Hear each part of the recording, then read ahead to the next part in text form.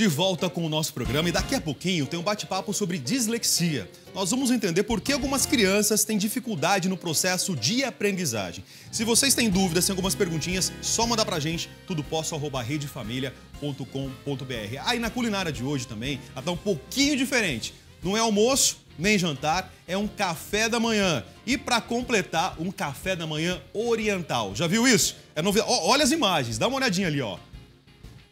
Eu quero ver como eu vou me virar com o hashi na frente de vocês. Sheila, bom dia. Obrigado pela presença. Tudo bem? Bem. Olha, com a Sheila, nós vamos aprender a organizar o nosso quarto, o nosso guarda-roupa, o nosso closet, que muitas vezes é uma bagunça. É mais ou menos assim, a empregada vai lá, passa as camisas, passa as camisetas, deixa tudo dobradinho. E a gente pega e enfia lá dentro, esconde. Às vezes a diferença é entre arrumar e organizar, Rafael. Existe diferença entre arrumar e organizar? Existe diferença, isso. Arrumar, a gente olha, parece que está tudo sempre arrumadinho. A organização, ela é prática, ela é funcional, né? Então fica, aí não bagunça mais. Tá, a organização funcional é deixar à vista aquilo que eu mais utilizo, organizar de repente por cor, por tamanho. Também. É isso? Isso. Depende, e funciona muito de pessoa para pessoa. Tem pessoas que gostam por tipo de roupa, por peça, tem outras pessoas que preferem por cor, né? Mas tem uma sequência de coisas que ajudam na organização das gavetas ou das roupas no cabide, enfim. Eu deixo lá em casa, eu deixo tudo separadinho, né? Guarda-roupa é grande, mas eu deixo... tem o espaço das camisetas, o espaço das calças, as camisas vão por cor. Isso é muito legal. Eu legal. tento organizar dessa forma também. Então, as gravatas, inclusive, são organizadas também desse jeito. E facilita, Facilita, né? facilita muito. Na hora que você quer uma peça, você sabe exatamente onde encontrar. Bom, o que você trouxe pra gente hoje? Tem um dálmata na mesa aqui? Pois é, né? Olha que delícia, gente. Ó, lembrei da minha leona. Tem uma dálmata lá no interior, viu, gente? Minha vaca malhada, tão grande que ela é. É uma caixinha especial aqui, nós vamos mostrar É segredo depois? É segredo, então tá legal, vamos lá. Eu queria falar um pouquinho sobre as roupas penduradas, as roupas de cabide. Uma coisa assim que a gente pode fazer, que já vai mudar muito o aspecto do cabideiro mesmo, são a questão dos cabides. Então, cabides coloridos já dá uma visão ruim pro armário. Só de fazer a troca e deixar tudo uniforme já... É uma grande coisa. Uniformizar a cor dos cabides. Isso, cor, ou tudo preto, ou tudo branco, isso, ou acrílico. O acrílico. Tem um agora que ele é flocado, então ele não deixa a roupa escorregar, né? Tudo isso é muito legal. Então, assim, só de fazer a troca já é uma grande coisa. E depois, é como você falou, pode separar por cores. Igual aqui eu trouxe um jogo de cores, né? Mais ou menos, todos parecidos. Aqui é um guarda-roupa feminino que você trouxe pra gente, aqui, praticamente. Então, você pode deixar a roupa mais pesada aqui para trás, né? E você deixa por tonalidade, né? Então, as cores que ficam próximas, tal, pro conjunto. Então, tudo que é bege, tudo que é marrom, você começa do mais escuro pro mais claro, é muito bacana. Se funcionar isso, tem outras pessoas que já preferem fazer por cor, mas por peças também. Então, só vestidos. Começa do vestido preto, tal, até o vestido branco. Só camisas. Camisa preta, camisa marrom, cinza, até chegar na camisa branca. Então, isso vai funcionar de pessoa para pessoa, tá? Camisa, é sempre bacana aqui, olha, o primeiro botãozinho. Esse primeiro botão aqui, não é o botão da gola. É, porque esse botão da gola, ele é mais durinho, né? Ele é mais difícil de abotoar. Então, para não ter problema de amassar a gola, abotoa Ok. botãozinho. Eu costumo fazer isso já, viu? Já deixo dessa botãozinho. forma. Aqui, olha, tem um cabide específico para cinto. O cinto é legal guardar sempre esticado. Não enrolar o cinto. Não enrolar. Quando a gente enrola o cinto, você corre o risco dele rachar, dele quebrar o couro. Ou mesmo se for sintético, ele pode rachar, então não é legal. Tem isso aqui no mercado, que é uma coisa bacana. Isso eu não conhecia. Não conhecia Esse daqui, olha, você tinha falado das gravatas, é um cabide para gravata também. Então, você passa a gravata, você tem uma sequência, você pode colocar por cores também. Gravata, eu tenho em casa, nesse caso, na gaveta eu tenho um organizador. Eu tenho, aqui tem gravata também lá em casa, no interior. É muita gravata. Então eu comprei o organizador e eu deixo por cores e eu deixo dobradinha, enrolo. A gravata não tem problema. Não, não tem problema. Você pode dobrar lá assim, ao meio. Dobra ao meio. Enrola. Isso. Levemente, não precisa de apertar, para não danificar a gravata. E aí você enrola e aí você pode guardá-la assim. É esse mesmo processo que eu faço. Você pode guardá-la assim, com uma sequência de cores. Ok, perfeito. Tá? Deixa a gravata aqui. Aqui nós temos, olha, existem no mercado já para lenços, para echarpes, cabides específicos. Mas isso aqui é uma dica legal. De repente a pessoa não tem, mas é uma coisa que você pode fazer em casa. Então, por exemplo, tem um lenço, a gente dá aquele nó falso que a gente fala, né? Então, vamos mostrar você, mulherada aí, você que tem bastante lenço. Só divide ao meio aqui. Divide ao meio. Coloca aqui e passa, ó, por dentro.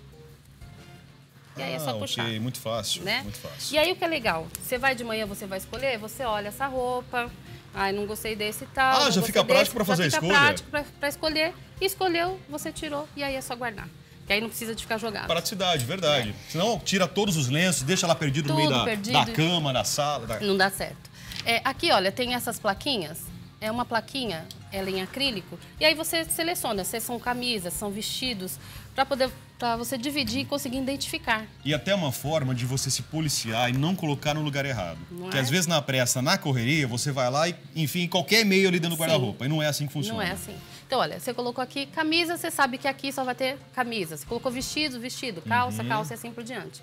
Então, é uma forma legal para a gente organizar. Eu queria mostrar um pouquinho das gavetas. Aqui, ó, tem uma gavetona aqui. Essa é uma gaveta aqui.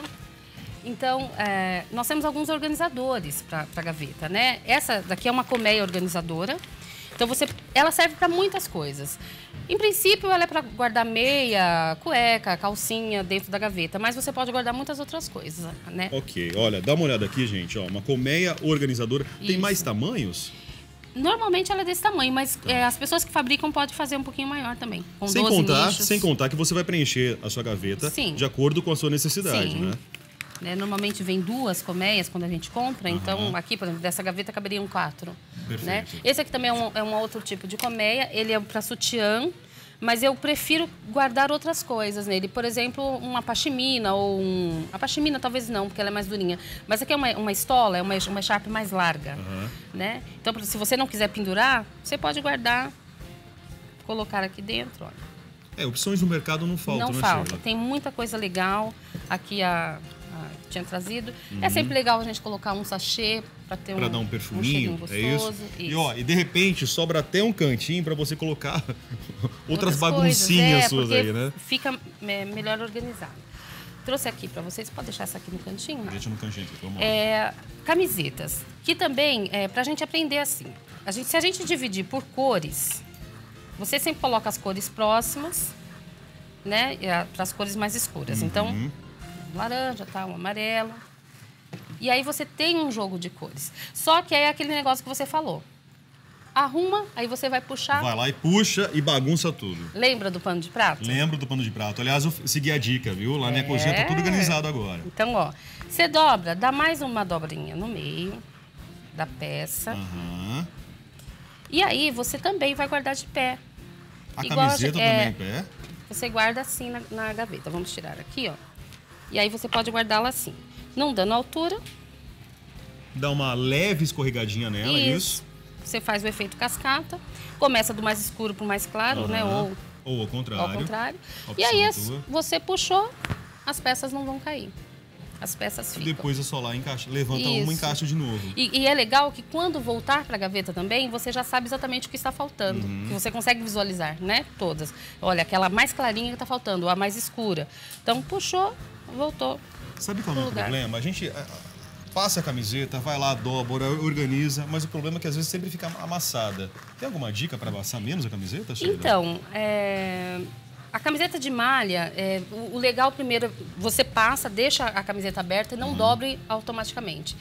Quando você dobra automaticamente, você já marca a camiseta.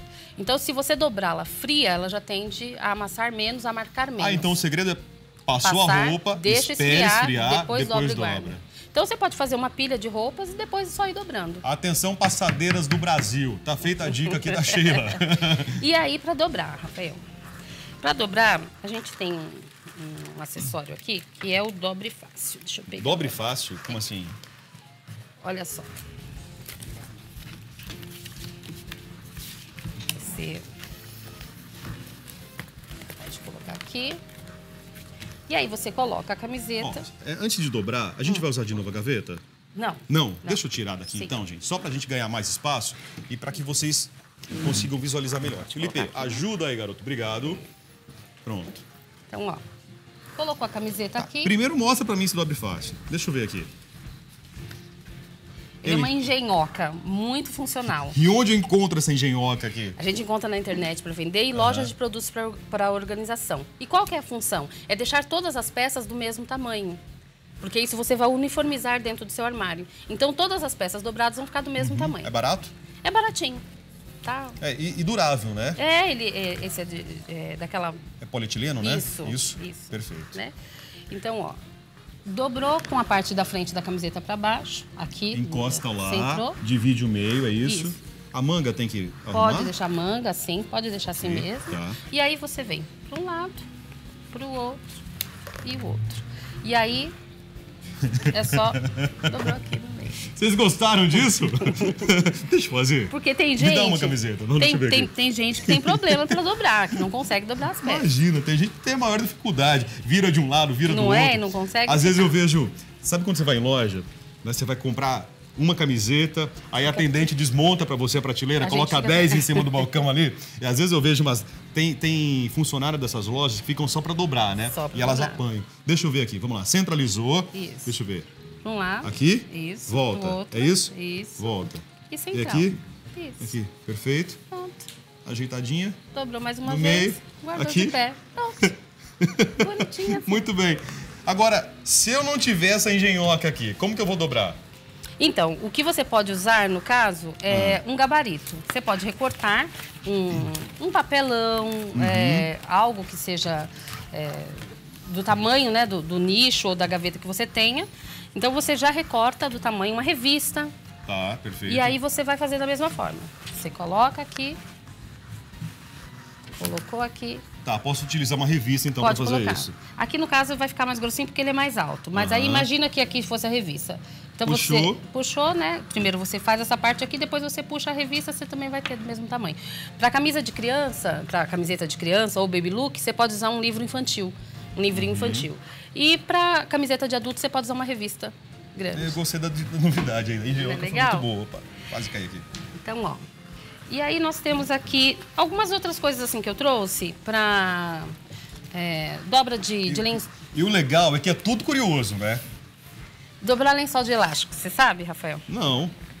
Aquele lençol que vai na cama, que se encaixa. Isso, é aquele que é difícil. Aquele fica todo amassado. Aliás, muitas vezes a gente tem até preguiça de passar, porque ele vai amassar do mesmo jeito. Então, olha, nós vamos fazer aqui rapidinho, só para as meninas... Pode tirar aqui? Pode tirar. Pode tirar. Pode colocar aqui, baixo. pode colocar aqui. Ó, Aqui também. o lençol de elástico é uma dificuldade, todo mundo tem, né, fica pensando como fazer tal. Então, você procura aqui a costura, pro lado Tá, avesso. costura. Isso. A outra costura você vai achar também. Ok. E aí você une as duas costuras. Ah. Passa uma mão sobre a outra. Ajeitou. Né? E aqui você vai fazer do mesmo jeito do outro lado. Eu trouxe esse daqui, que esse daqui é aquele bem ruim mesmo, porque ele não tem a parte lisa, ele é todo de elástico, porque as pessoas têm mais dificuldade ainda. E acertou as duas pontas. Então, você tem duas pontas aqui e duas pontas aqui. Você vai unir pela última vez. De novo. E pronto. Aí é só arrumar aqui o elástico. Ó. Você arruma. Gente, eu preciso de uma Sheila Procopio na minha vida. Olha, porque pra gente dobrar, a gente precisa de linhas retas, né? Então, olha, você vai deixar aqui retinho. Esse lençol, ele é de malha, ele é mais difícil mesmo. Claro. Dobrou, e aí você dobra novamente. E aí, o que a gente faz com o conjunto? O lençol de cobrir, você coloca aqui, que ele é mais fácil, porque ele não tem elástico, a fronha, e você deixa o conjunto todo guardado. Junto, para não ficar desparcerado depois. Exatamente. Lá dentro do guarda-roupa. Porque tem né? coisa mais difícil do que a gente procurar uma fronha, não encontrar, procurar um lençol, não encontrar. E aí aqui você tem tudinho. E aqui é um organizador de lençol, que é para facilitar, para deixar com cheirinho bom, a roupa limpinha e tal. Então você guarda dentro do organizador, fechou. Esse organizador você também encontra na internet e também nas lojas aí para organizar a sua casa. Sheila, vamos voltar na camiseta? Produção daqui revista. Deixa eu ver aqui, ó. Peguei uma revista aqui. Deixa eu fazer com a revista agora para mostrar para vocês aí de casa que dá certo. É que essa daqui é uma baby look. Ela é pequenininha. Ela é pequena. Talvez essa revista tá. não dê por esse motivo, mas vamos tentar. Vamos lá. Então ó. você coloca bem rente a gola aqui. Ok. Pode pôr para baixo um pouquinho. Pra baixo? Isso, aí. Tá, perfeito. E aí é só fazer também. Para um lado, para o outro. Para um lado, Isso. para o outro. Sobe. Subiu. Aí você segura e tira a revista. Aí. Puxa a revista. Dá mais uma dobra. Pronto, Rafael. Dobrada a camiseta.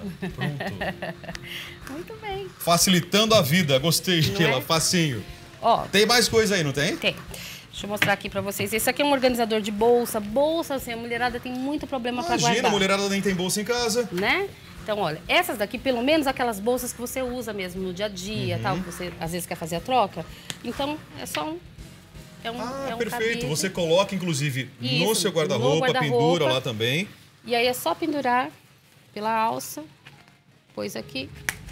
E aí uma bolsa embaixo, vai uma outra descendo, vai descendo. descendo Perfeito. E fica penduradinho, não atrapalha o uso. Gente, o povo dá jeito pra tudo, né? Tudo. Olha, aqui nós temos uma sapateira. Ela é uma sapateira flexível. E ela também é para cabide. Então, você vem com o sapato, coloca o sapato aqui. Vou segurar pra você aqui. Ó.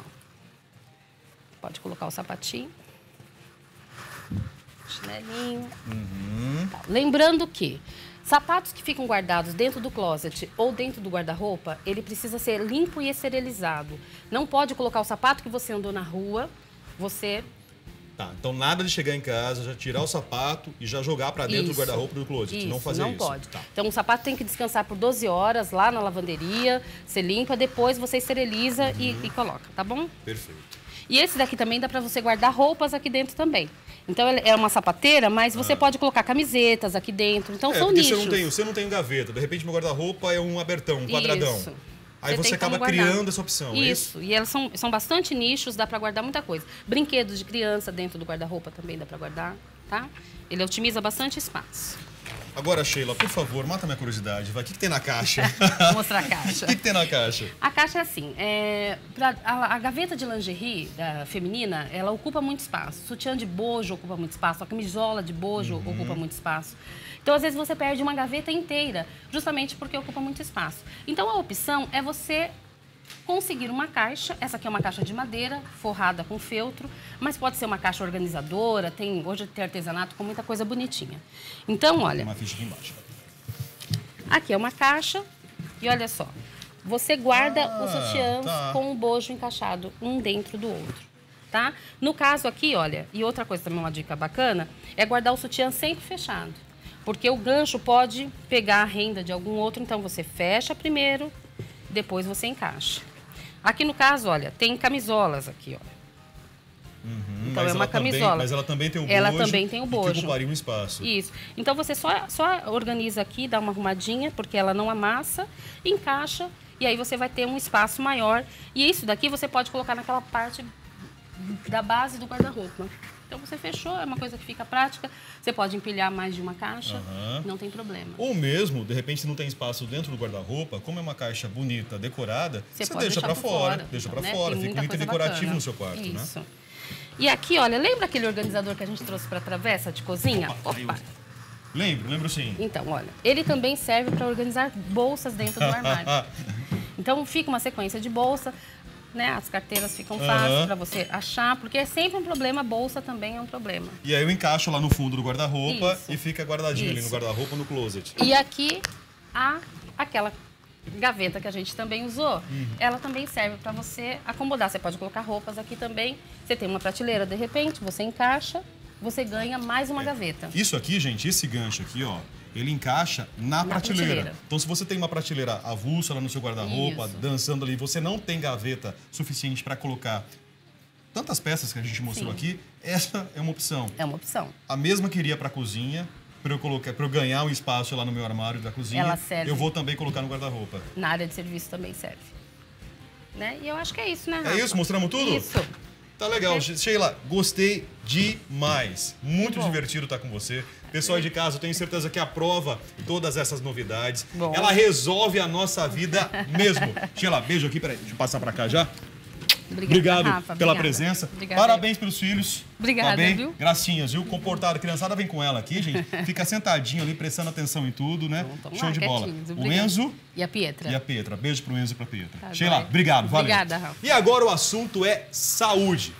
Dificuldade de aprender, ler e escrever, compreender textos. Esses são alguns sinais de que algo pode estar errado com a criança. Em diferentes graus, a dislexia acomete de 0,5% a 17% da população mundial, segundo a Associação Brasileira de Dislexia, e pode manifestar-se em pessoas com inteligência normal ou mesmo superior e persistir ainda na vida adulta. Para falar sobre esse assunto, nós estamos recebendo o psiquiatra Dr. Leonardo Maranhão, que vai esclarecer todas as dúvidas sobre dislexia. Dr. Leonardo, mais uma vez, bem-vindo. Obrigado. Obrigado pela presença. Obrigado pelo convite. Bom, para começar, o que é dislexia? Explica pra gente. Então vamos lá, Rafael. Dislexia é a dificuldade em lidar com a palavra. Isso de uma forma literal. Na verdade, é uma desordem do aprendizado, é um distúrbio do aprendizado, em que a criança, principalmente na época da alfabetização, ela tem dificuldade em ler, em escrever, em pronunciar e soletrar. Esses são os principais sinais que ocorrem nesse distúrbio. Ela vai se manifestar na infância, então, é isso? Principalmente na infância, na época da alfabetização. Ela é um distúrbio, não é uma doença, é um distúrbio do aprendizado genético hereditário. Genético e hereditário, como causa primária, já que há uma alteração cromossômica, ou seja, passa dos pais para os filhos.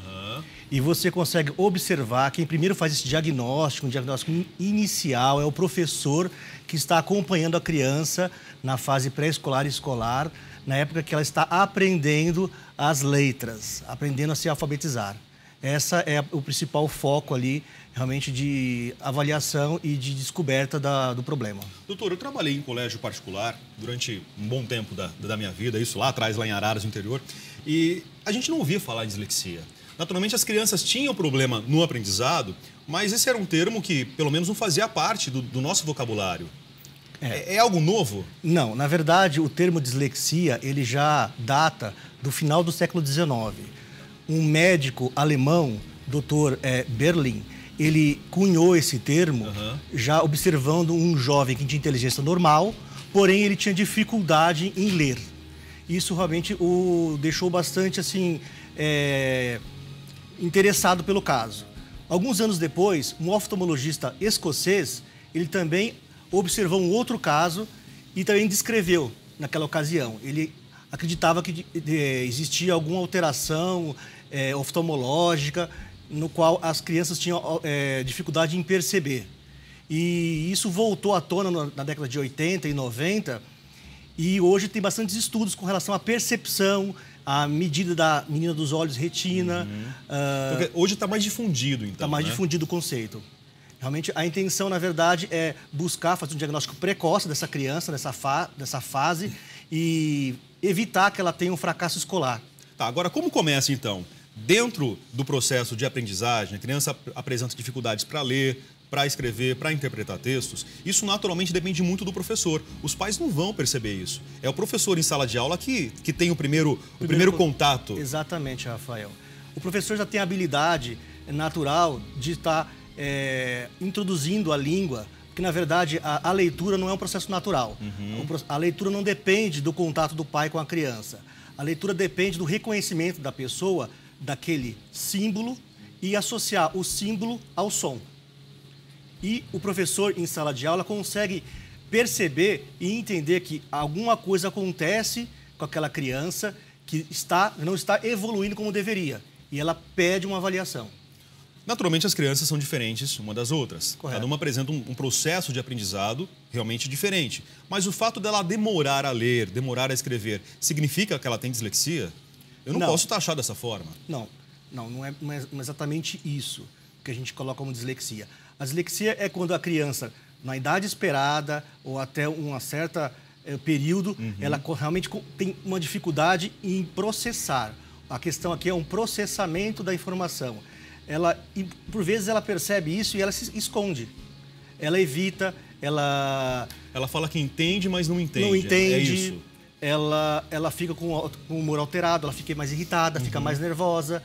Ela procura querer fazer outra coisa, não quer estudar. Esses são os sintomas, então?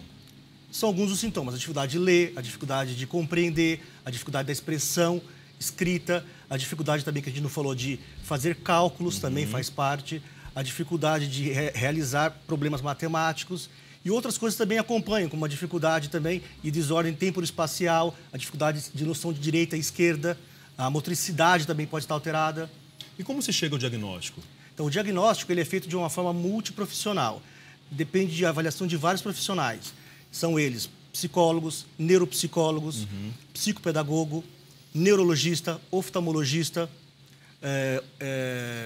psiquiatra e outros mais. Na verdade, nós temos que avaliar se a criança tem uma disfunção visual, se ela tem uma disfunção auditiva, se ela tem alguma desordem neurológica, se ela tem alguma alteração afetiva que promoveu o fracasso escolar e, com isso, ela está tendo dificuldade no aprendizado. Então, tem que se realmente levantar uma história, fazer uma anamnese, colher dados, colher histórico familiar, que, por vezes, essa dificuldade também vem com a família, como a gente colocou, que tem uma causa também genética, tem a causa genética ou primária, uma causa secundária ou do próprio desenvolvimento e uma causa traumática, que ocorre em qualquer idade. Doutor, uma vez traçado o diagnóstico, é dislexia, qual o caminho para essa criança, então? O que é feito com ela? Então, a gente avalia, na verdade, Rafael, quais são as dificuldades. As dificuldades podem ser várias. Cada um tem um tipo de dificuldade.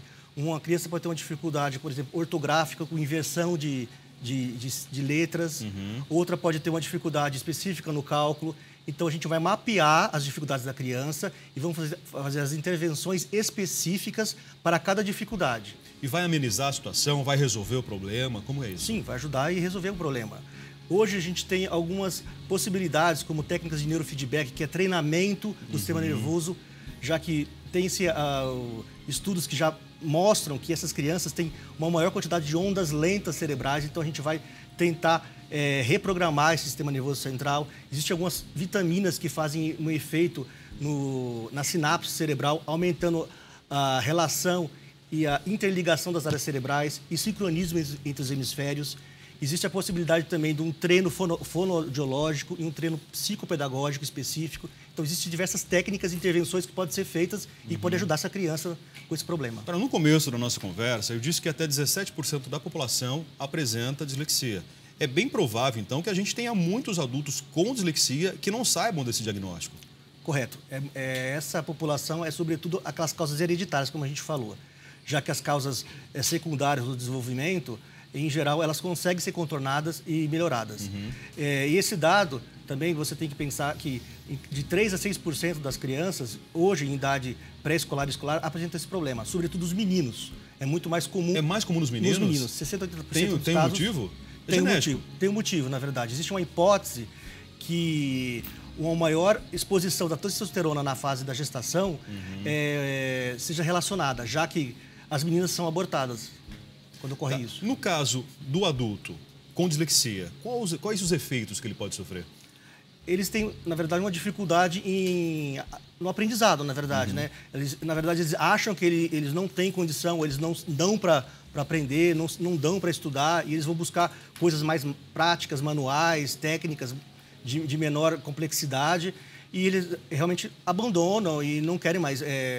Ou então, às vezes, evitam ler, evitam se expor, entendeu? E eles vão, na verdade, assim, existe uma frase que fala assim, que eles vão aprendendo a aprender. O disléxico, de alguma forma, mesmo quando não diagnosticado, ele vai tentando contornar as dificuldades, já que o cérebro ele é neuroplástico. Posso dizer que existem graus de dislexia? Existem graus. É isso.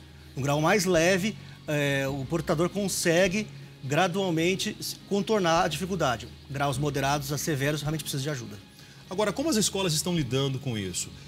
A partir do momento que eu tenho um aluno, uma criança diagnosticada com dislexia, a escola fecha a porta ou não? A criança pode frequentar a escola normalmente? O que a gente observa hoje em dia é que as escolas elas estão bastante assim, perceptivas, elas têm geralmente psicólogos ou psicopedagogos no seu corpo. E uma vez que essas crianças são identificadas, elas são encaminhadas para uma avaliação, na verdade. E a gente realmente tenta entender o que está acontecendo, que pode ser realmente uma causa emocional, pode ser uma causa realmente genética ou outras possibilidades aí. A vida escolar, a vida acadêmica pode seguir normalmente, sem problema nenhum? Sem problema nenhum. Com o tratamento, com certeza, realmente pode ser seguido. Bom, então a gente não deve tratar como doença, na verdade. Não é doença. É um distúrbio no processo de aprendizagem, né? Rafael.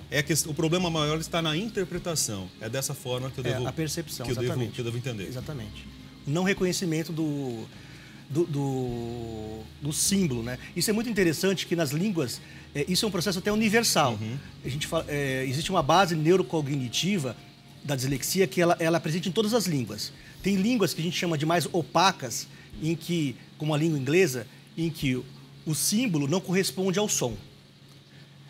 Línguas que são mais transparentes, em que o símbolo é mais regular com relação ao som, como a língua finlandesa, italiana. Porém, a portuguesa ela é semi-transparente, ou seja, tem símbolos que representam, outros que não. Não, exatamente. Então, quer dizer que na opaca há mais dislexia, na mais transparente, menos. E na língua portuguesa, mais ou menos. Bom, a orientação então fica para que os pais prestem atenção nos seus filhos, mas principalmente os educadores, né, doutor Leonardo? Com certeza, porque ali realmente é o principal campo de observação para fazer o diagnóstico inicial. Eu agradeço então, doutor Leonardo Maranhão, pela presença, obrigado pelos esclarecimentos. Se alguma dúvida ficou, tudoposso@redefamilia.com.br. Agora a gente vai para um rápido intervalo. Na sequência tem o nosso artesanato e, é claro, também a nossa culinária você não pode perder. Daqui a pouquinho aqui no Tudo Posso. Obrigado. Você